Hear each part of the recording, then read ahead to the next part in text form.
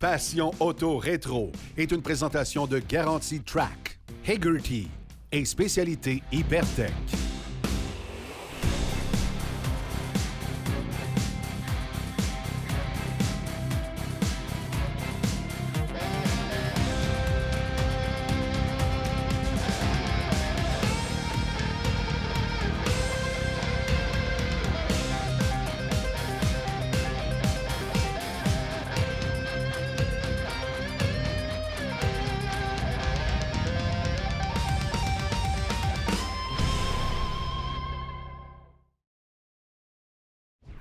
Bonjour à tous, bienvenue à Passion Auto Rétro. Aujourd'hui, c'est de Pincourt qu'on vous présente l'émission. Cette semaine, on s'entretient avec M. Robert Bannon, qui a une voiture canadienne d'exception. C'est une Acadienne Beaumont 1965. Restez là.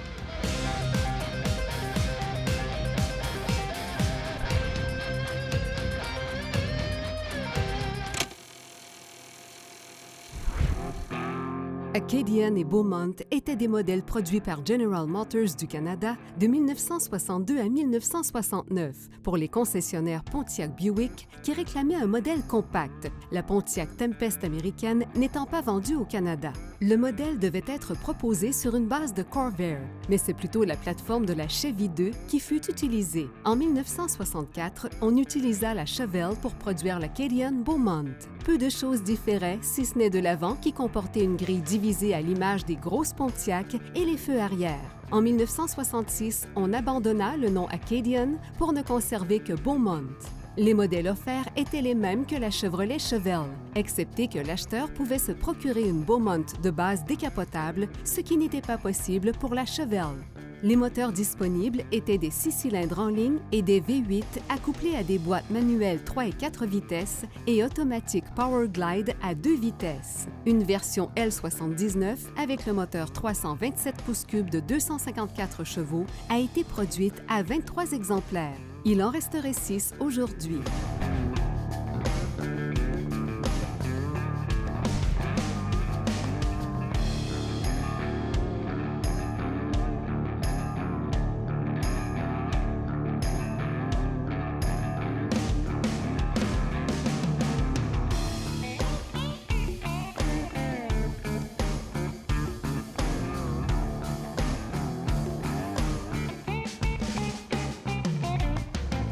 M. Bannon, vous possédez une Acadienne Beaumont 1965.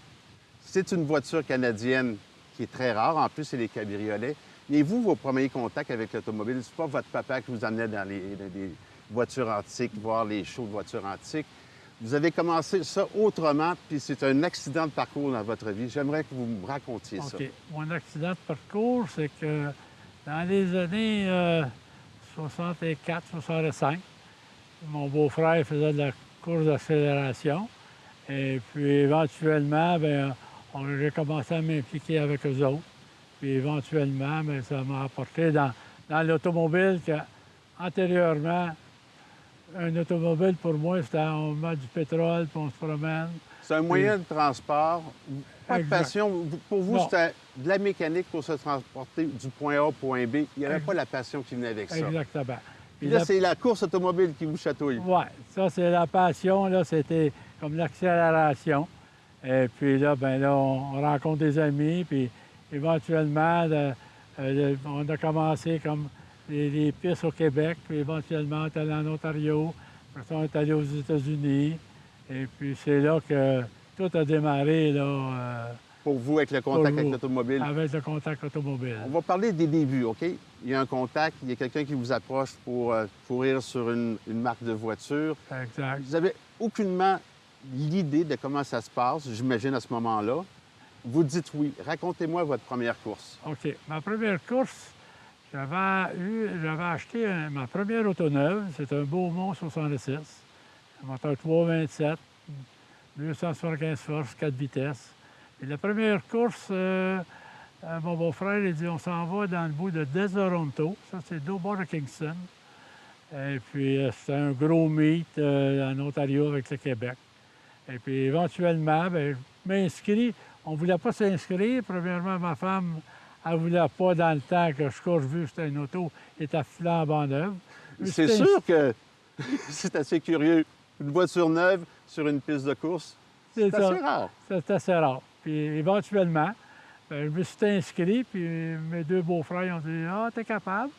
Puis finalement, de fil en aiguille, j'ai gagné ma classe. Après ça, c'était dans des éliminatoires, puis j'ai gagné le beat pour les autos de rue dans le temps.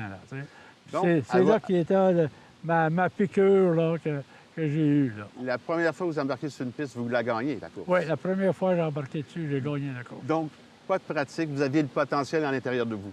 Oui, ça, on avait dit que j'avais ça dans le sang pour les réflexes, puis les lumières. Puis après ça, bien là, c'était le commencement d'une belle aventure. Beaucoup de succès, beaucoup de trophées. J'aimerais que vous parliez un peu de votre victoire aux États-Unis. Ça, c'est vraiment un fait marquant. Ouais. En 72, on coursait ici au Québec. Il y avait la piste de Sonnaire qui avait ouvert. Il y avait Napierville. Mais là, j'avais plus de...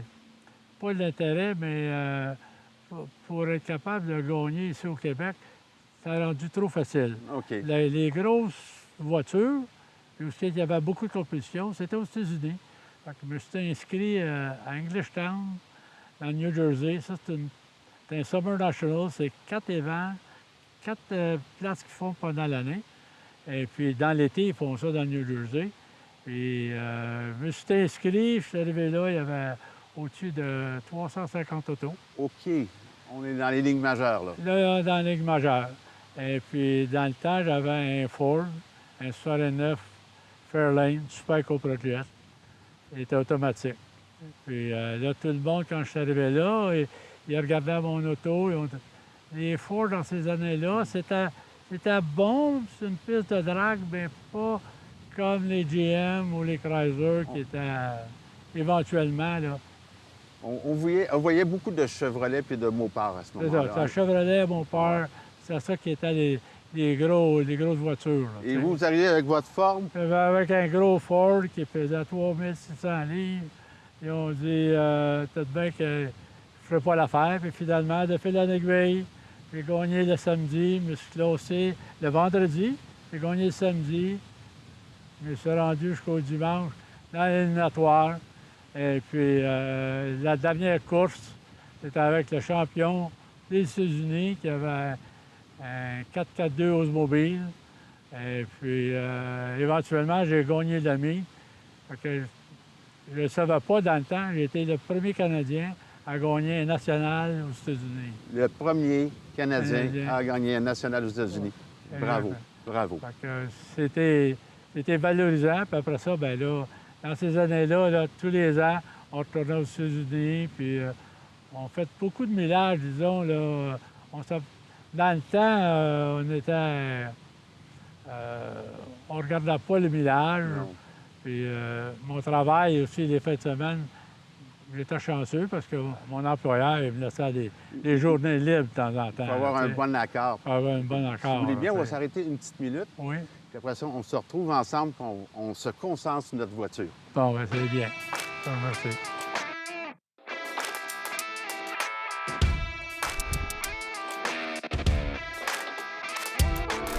Cette semaine, dans le volet de Mario Lacroix, on va parler d'un sélecteur de couleurs qu'on retrouvait dans les salles de montre à l'époque. Oui, un objet très, très rare de nos jours. Personnellement, j'en ai jamais vu physiquement. Bref, en 1952, c'est GM qui avait introduit ce type de sélecteur, de Car and Model Selector. Là, on pouvait à ce moment-là choisir notre véhicule. Et c'était comme des espèces d'acétates de couleurs. Alors, on avait la couleur là, du véhicule et l'intérieur également, avec les couleurs et tout, le tralala. Donc, on pouvait composer le véhicule qu'on voulait avoir ou qu'on rêvait d'avoir, si on veut, là, et avant de le commander officiellement. Et les autres compagnies ont emboîté le pas par la suite en voyant que c'était quand même assez génial, déjà en 1952, de présenter ça. Alors, ça a fait des petits pendant un certain temps, jusqu'à temps que là, les technologies plus avancées ont fait leur apparition. Mais c'était les premiers balbutiements de ce type d'objet. Et à l'époque, il y avait tellement de choix de couleurs que c'était quasiment nécessaire d'avoir ce genre de produit-là. Oui, on n'était pas dans le char gris ou noir tout le temps. Là. Effectivement. Merci, Mario. Merci.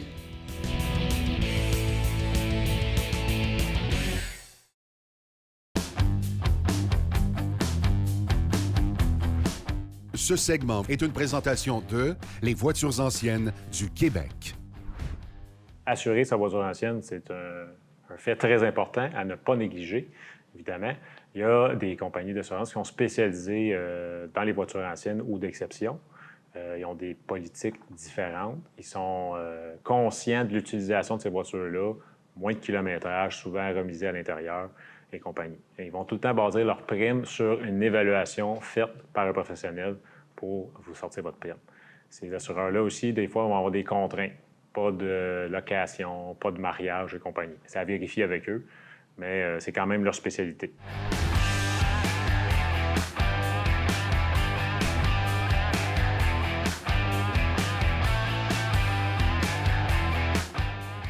M. Bannon, on a vu tantôt que vous étiez vraiment par hasard tombé dans le monde de la course automobile. Vous avez un succès fou. Maintenant, on est devant une belle voiture, 6 cylindres. On n'est pas dans le même monde. Mais ça aussi, c'est un hasard de la vie. Expliquez-moi ça. Ouais, le hasard, c'est fait que mon beau-frère, qui est Louis, ça c'est mon beau-frère préféré, là, à un moment donné, il me dit « Robert, j'ai une voiture à aller chercher. » Il dit « Quand on laisse. » Il dit « Quelle sorte de voiture? » Il dit « C'est un Acadien Beaumont. » Il dit « Je ne sais pas à quelles conditions qu'elle est, mais il dit « Je vais aller la voir. » Fait qu'il est allé la chercher pour un de ses amis qui vend des autos. Des voitures, oui. Des voitures antiques. Fait qu'il dit, viens voir l'auto, je vais voir l'auto. Elle m'intéressait, bien vu que c'est une 6 cylindres. Ça, c'est un petit côté que vous aimez moins. C'était un petit peu que c'était pas du muscle car, disons. Là.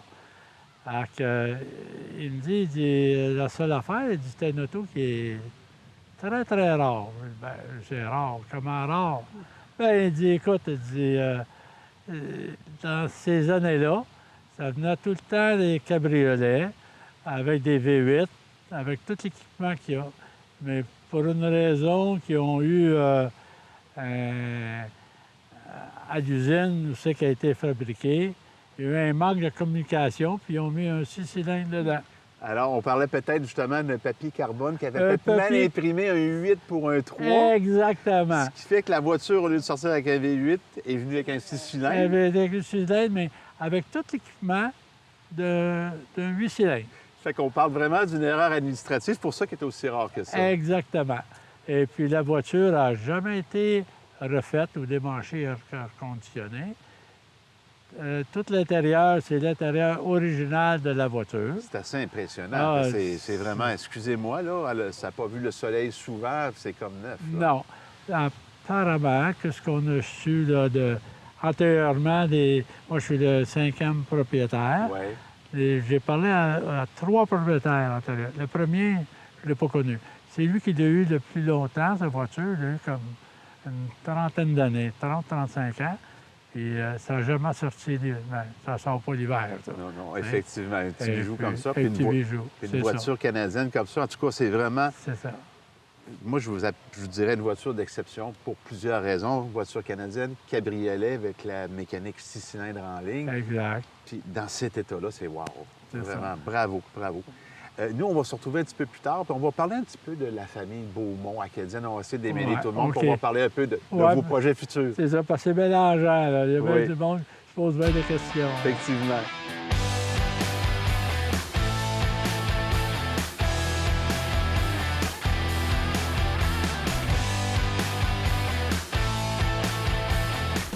Les conseils du pro est une présentation de Fitzbach Garage, votre atelier mécanique pour voitures anciennes. Bonjour André. Bonjour. Aujourd'hui, pour le Conseil du Pro, parlons de qualité de filage électrique dans les voitures anciennes. C'est très important, surtout sur les véhicules en 6 volts. Parce que le filage en vieillissant a la capacité ou perd sa capacité de transporter le courant correctement. Ce que ça va occasionner, c'est une perte de voltage rendue à l'accessoire. Par exemple, on a un phare qu'on a l'impression qui est jaune, qui est faible, qui éclaire pas bien. Bien, on serait surpris de voir le voltage qui est rendu jusqu'au phare. Autrement dit, on devrait obtenir logiquement le voltage de la batterie. Si on a une 6 volts puis que la batterie est environ à 6,8-7 volts, on devrait obtenir 6,7, 6,9 au phare. Mais si on a 4,9 ou 5, bien, on ne peut pas s'attendre que le phare éclaire bien. Là, c'est impossible. Généralement, quand le filage est rendu à 60 ans, 50 ans, bien, les derniers véhicules 6 volts datent de 1954 environ. Bien, il ne faut pas s'attendre non plus que le filage puisse transporter la même quantité d'ampères qu'en 1954, en 1941 ou en 1928. Alors, c'est normal de voir une perte et de se rendre compte que les phares sont jaunes. Mais si vous vous rendez compte que les phares sont jaunes, restez pas surpris que vous avez des problèmes d'allumage aussi, parce que c'est les mêmes fils qui transportent le courant pour l'allumage que pour les phares ou les feux arrière ou les clignotants. Alors oui, c'est important de vérifier et de s'en soucier. Parfait. Merci beaucoup, André. Bienvenue. Issu de la première génération C1, ayant fait son apparition en 1953, la Chevrolet Corvette 1959 a subi quelques changements d'ordre esthétique par rapport à la QV 1958, notamment au niveau des moulures ornant le coffre et le capot. Côté motorisation, peu de modifications ont été apportées pour 1959. Mais Chevrolet a commencé à offrir un système de freinage et une suspension plus robuste, Heavy Duty, en option. Produite à 9 670 exemplaires, la Corvette 1959 était offerte à un prix de base de 3 875 US avec un choix d'options, dont un toit dur pour un supplément de 236,75 US. Plusieurs déclinaisons du vénérable V8 de 283 pouces cubes pouvaient prendre place sous le capot de la Corvette, dont une équipée de 2 carburateurs à 4 corps ou encore d'un système d'injection de carburant pour une puissance pouvant atteindre 290 chevaux. La question-réponse est une présentation d'Uniplus Network, la référence pour les pièces de voitures de collection. Dans quelle ville du Canada fut installée la première pompe à essence?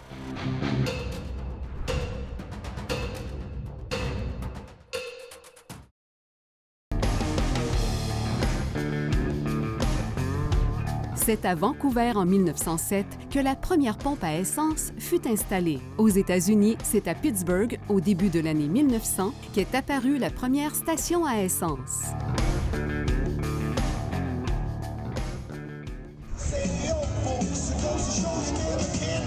Cette semaine, je suis accompagné de Silvio Veilleux, président fondateur du Club Beauté d'Acier. Bonjour, Silvio. Bonjour, Eric. Ça va bien? Très bien. Là, on est assis dans une Oldsmobile 1902. C'est une réplique, mais c'est la même chose qu'on voit. C'est ça. Il y a même des pièces qui sont de tout ça, mais disons que c'est pas mal semblable. C'est semblable. On peut dire que c'est une bonne réplique. C'est ça. Moteur sous le banc. Oui. Transmission par chaîne. C'est ça. Donc, une voiture vraiment qui était vraiment au début de l'industrie automobile. Oui, oui. C'est un peu l'équivalent du Ford avec son quadricycle, hein, un petit peu. Oui, semblable à ça. Même genre. Oui, oui. Bon, là, présentement, à l'événement cette année, on a le soleil avec nous. On a des conditions gagnantes. Oui. Il y a des voitures, des bijoux de voitures ici. Oui, oui. J'aimerais ça que tu nous brosses un peu le tableau d'un événement typique ici. Qu'est-ce qu'on peut y retrouver? Quels sont les gens qui viennent voir ici sur place des voitures antiques? Oui, bien c'est ça, Eric. Regarde, c'est la 6e année. Écoute, le club va très bien. On s'en va vers le 500 membres. Et puis, c'est ça. Une exposition comme ça, bien, tu as toutes sortes de choses.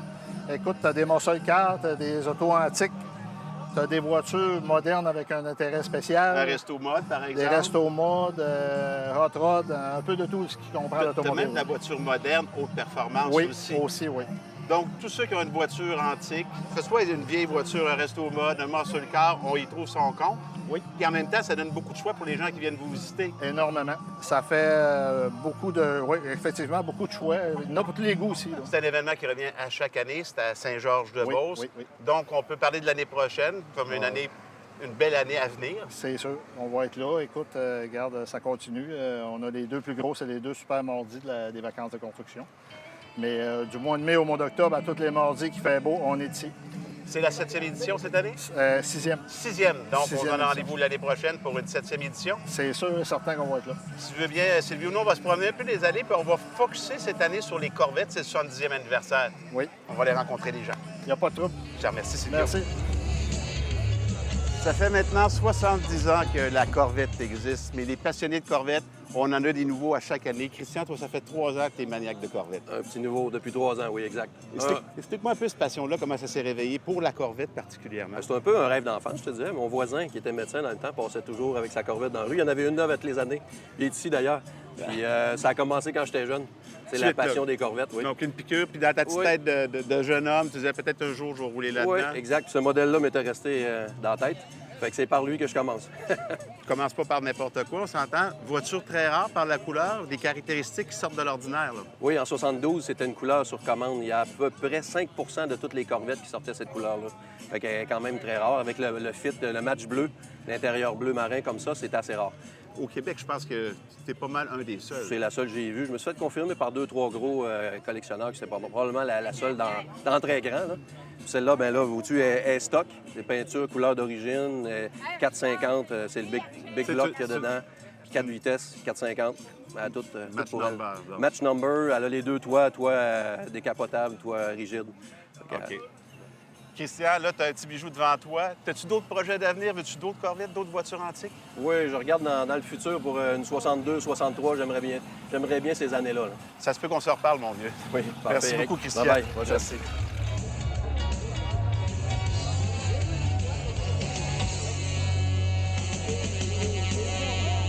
On cherchait un gars qui connaissait ça, des Corvettes, mais on a trouvé ça au Club des Beautés d'Acier de Saint-Georges. Comment ça va? Ça va très bien. Parlez-moi un petit peu de votre passion des Corvettes. Ça n'a pas commencé hier parce que vous possédez beaucoup de Corvettes. Je voudrais savoir la bougie d'allumage. Pourquoi une Corvette? Quel modèle et à quel âge? OK. Quand j'étais jeune, je les regardais, je les trouvais tellement belles, je me disais un jour, il va en avoir une. En 98, au lieu de prendre ma retraite, j'ai acheté une Corvette et j'ai continué de travailler. OK, c'est un bon choix. Ça, c'est un bon choix. Puis j'allais travailler en Corvette.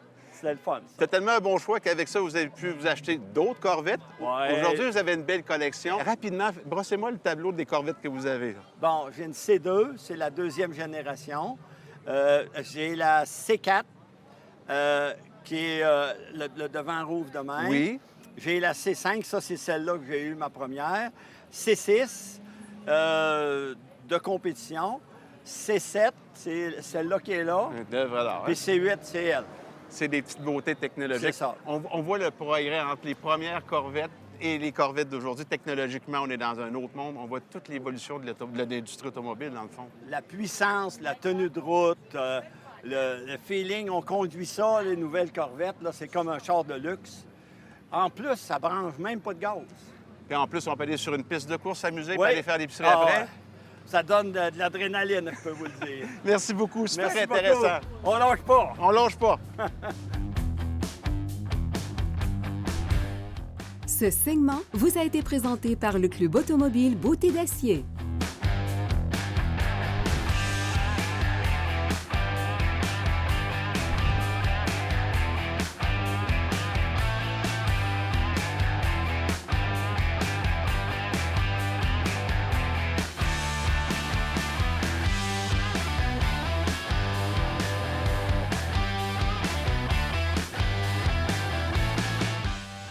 Robert, on va en profiter parce qu'on va essayer de démystifier un petit peu la marque. Parce que les gens ne comprennent pas toujours pourquoi on parle d'Acadienne Beaumont.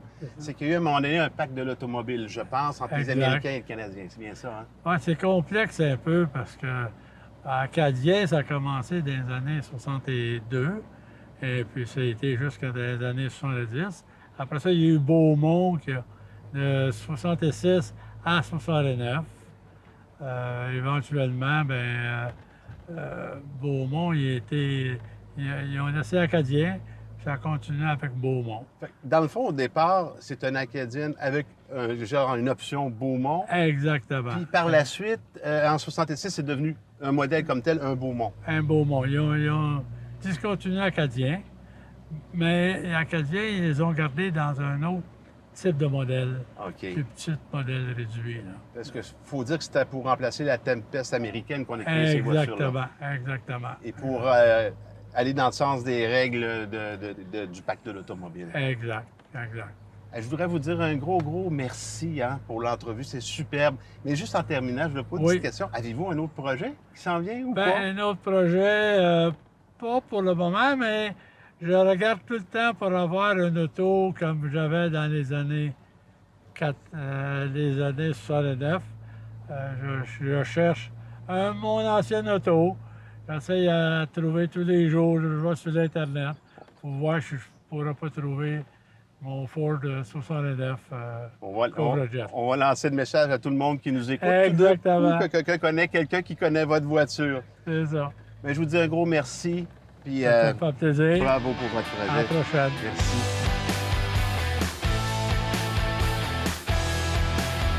Les voitures de la semaine vous ont été présentées par Uniplus Network, la référence pour les pièces de voitures de collection. Eh bien, c'est Éric Fortier. J'espère que vous avez apprécié au nom de toute notre équipe. Mais je vous souhaite une très bonne semaine et je vous donne un rendez-vous la semaine prochaine pour une autre émission Passion Auto Rétro. Passion Auto Rétro vous a été présenté par V8 Passion et Hagerty.